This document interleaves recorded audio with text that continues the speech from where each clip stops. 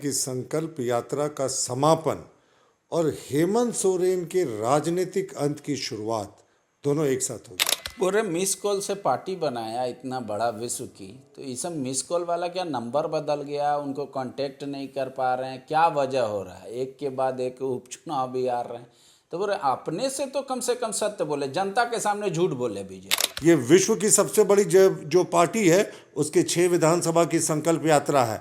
कोई जेएमएम की हवाई यात्रा नहीं है या हवाई रैली नहीं। क्यों नहीं? मुख्यमंत्री को औकात है, उनकी पार्टी को औकात है, तो 4 वर्ष सत्ता में रहने के बाद जेएमएम ने एक भी रैली का आह्वान किया? इनको युवक दौड़ा दौड़ा कर पीटेंगे, इनके नेताओं को जब ये बुलाने जाएंगे उनको कि आकर खड़े होकर देख लें।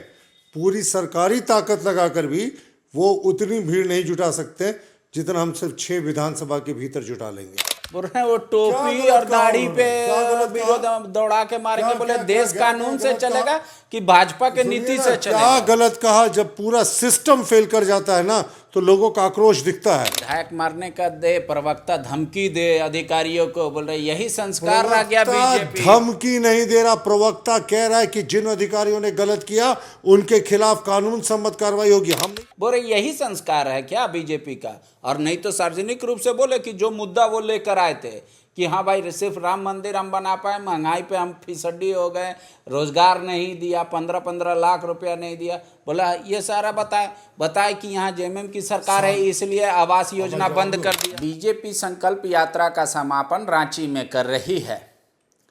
इस संकल्प यात्रा में ये माना जा रहा है कि राष्ट्रीय अध्यक्ष भी सम्मिलित होंगे, लेकिन सत्ता पक्ष में और झारखंड में जो सबसे बड़ी पार्टी है, इन दौरान उन्होंने एक आरोप लगाया है और कटाक्ष किया है कि विश्व की सबसे बड़ी पार्टी राज्य के सबसे छोटे मैदान में संकल्प सभा कर रही है, इससे उनकी ताकत पता चल रही है।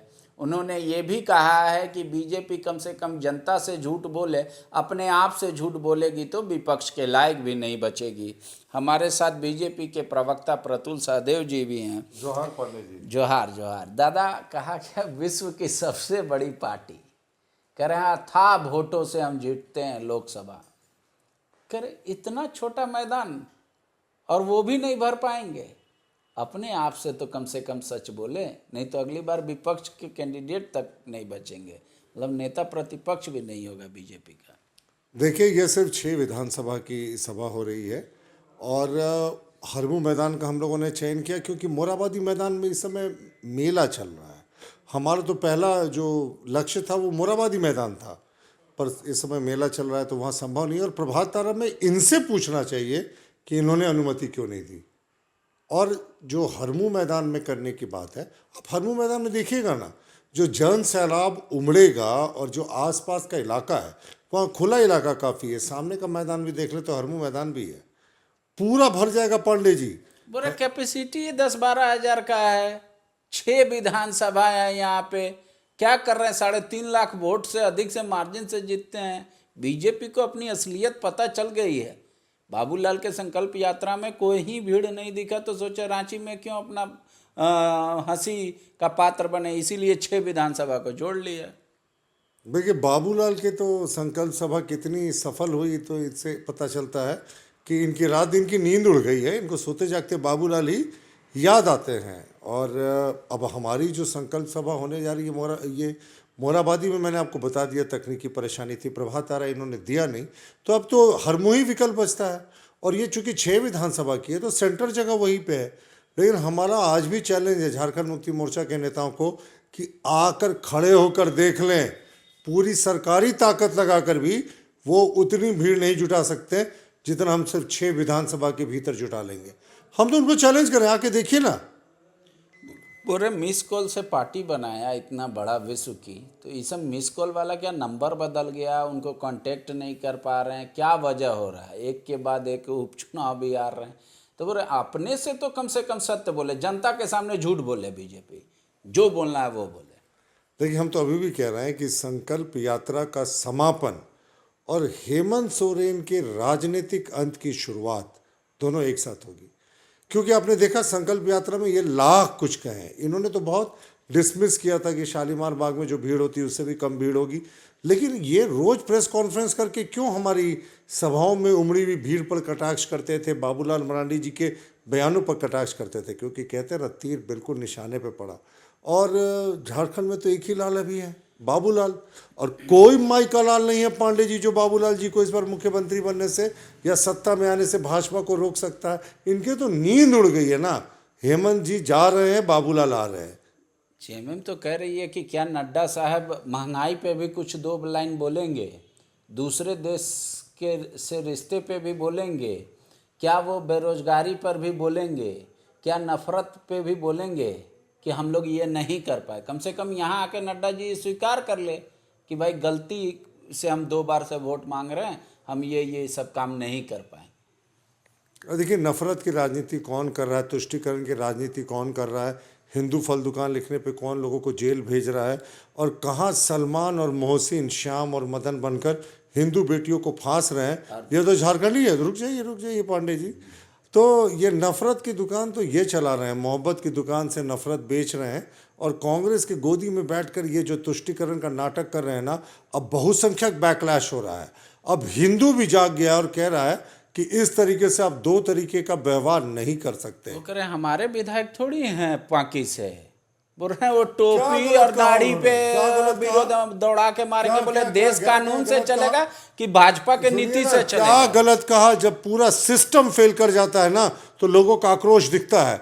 आप देखें किस तरीके से लव जिहाद की घटनाएं बढ़ी हैं, किस तरह से तुष्टीकरण की घटनाएं बढ़ी हैं, किस तरीके से हमारे हिंदू धार्मिक सभाओं में मैं कुछ शब्द का प्रयोग कर रहा हूं, विशेष समुदाय के कुछ कुंठित मानसिकता के लोग घुसकर ऐसी सभाओं में भ्रम पैदा करने की कोशिश करते हैं और अपना नाम बदल लेते हैं। साहब, तो कानून को हाथ में लेने का किसी को हक नहीं है। लेकिन जब पुलिस फेल कर जाए, पुलिस ने आज तक क्या किया? अंकिता को तो इन्होंने बता दिया था कि वो नाबालिग नहीं है, और जो उसको जलाने वाला था सलमान, उसको उन्होंने नाबालिग बता दिया था, जबकि स्थिति उल्टी थी। तो जब पुलिस फेल कर जाएगी, सरकार फेल कर जाएगी, तो ऐसे आक्रोशित बयान निकलते हैं। लेकिन हम कहते हैं ना कि पुलिस को अभी भी अपना धर्म निभाना चाहिए। सरकारें आती जाती हैं। आपको क्या लगता है कि जो पुलिस अधिकारी इस तरह का कार्य कर रहे हैं, जो प्रशासनिक अधिकारी सरकार के एजेंट बन गए हैं, हम सत्ता में आएंगे तो क्या उनको छोड़ देंगे? सबका हिसाब होगा। जिन्होंने गलत किया है, कानून सम्मत कार्रवाई होगी। विधायक मारने का दे, प्रवक्ता धमकी दे अधिकारियों को, बोल रहे यही संस्कार रह गया प्रवक्ता बीजेपी। धमकी नहीं दे रहा, प्रवक्ता कह रहा है कि जिन अधिकारियों ने गलत किया उनके खिलाफ कानून सम्मत कार्रवाई होगी। हम नहीं भूलने वाले। आप कैसे? आपने तो बोल रहा हम तो जिसको सजा दिलाते हैं मॉब लिंचिंग में, उनके सांसद माला पहना के उनको स्वागत करते हैं। बोले मॉब लिंचिंग के जितने केसेस हम लोगों ने सॉल्व किए वो किसके देन थे? बोले यही संस्कार है क्या बीजेपी का? और नहीं तो सार्वजनिक रूप से बोले कि जो मुद्दा वो लेकर आए थे कि हाँ भाई सिर्फ राम मंदिर हम बना पाए, महंगाई पे हम फिसड्डी हो गए, रोजगार नहीं दिया, 15-15 लाख रुपया नहीं दिया। बोला ये सारा बताए कि यहाँ जेएमएम की सरकार है इसलिए आवास योजना बंद कर दिया। आवास योजना बंद कर दिया? ये सरकार डकैतों की सरकार है। और वो मैं इसलिए कह रहा हूं कि रूरल डेवलपमेंट मिनिस्ट्री ने 10 रिमाइंडर दिए होंगे इस सरकार को कि मनरेगा में जो स्थिति है आपकी, जो घपला घोटाला का आरोप लग रहा है, और इसकी जांच एजेंसी से कराकर रिपोर्ट भेजी। ये सरकार भेज ही नहीं रही। तो केंद्र सरकार को जो मनरेगा का राशि था वो कुछ समय के लिए रोकना पड़ा। और जहां तक आप सांसद की बात कर रहे हैं माला पहनाने की, तो वो स्पष्ट कर चुके हैं अपनी स्थिति। और ये जो वादों की बात कर रहे हैं, तो कहाँ है मुख्यमंत्री 20 लाख रोजगार? आपने ठग लिया वोट देने के लिए, रोजगार तो दे दिया, अपने भाई को विधायक बना दिया, भाभी को विधायक बना दिया, और पता नहीं और कौन चुनाव लड़ने जा रहा है दुमका से, उनके ही परिवार का कोई।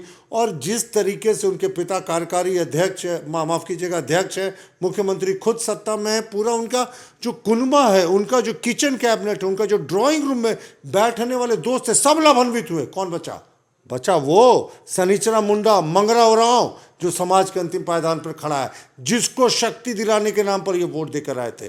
पर ये तो वोट के लुटेरे निकले। वोट लूट लिया और पैसा अपना बना लिया।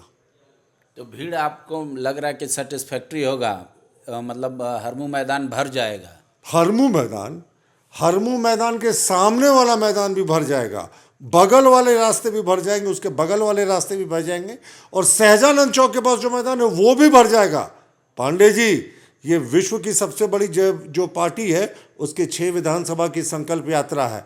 कोई जेएमएम की हवाई यात्रा नहीं है या हवाई रैली नहीं। क्यों नहीं? मुख्यमंत्री को औकात है, उनकी पार्टी को औकात है, तो 4 वर्ष सत्ता में रहने के बाद जेएमएम ने एक भी रैली का आह्वान किया?